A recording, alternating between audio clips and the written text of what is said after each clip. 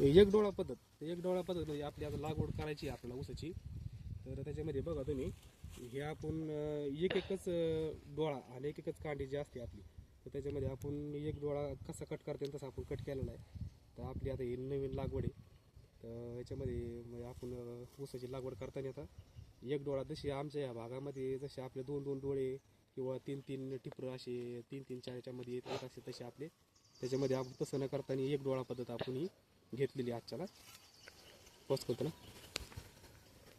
तर त्याच्यामध्ये आता हे आपण तुम्ही याच्यात बघा जवळ नका, तर याच्यामध्ये आपण हे डोळे असे आहेत का, हे चांगल्या क्वालिटीचे म्हणा किंवा चांगले जे डोळे असते ना तसे आपण डोळे याच्यामध्ये घेतलेले आहेत. आणि खाली बी जर बघितलं ना आपण हे कट केलेलं याच्यामध्ये, तर याच्यामध्ये आपण फक्त हे थोडेफार जे शेवटला वाढायचे साईडचे येतं हे आपण थोडेफार याच्यात घेतलेले. आता हे बघा, हे डोळा गेलेला आहे, हे डोळा आपण असं घेतलेला नाही आहे.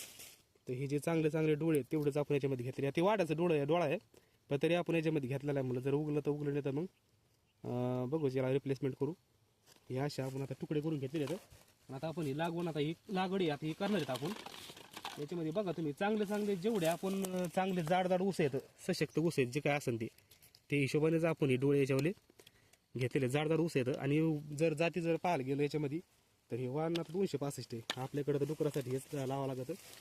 तर आपण आता ही डोळे कट करून घेतले येतं. आणि आता आपण याची व्हिडिओ नंतर टाक येतो तुम्हाला.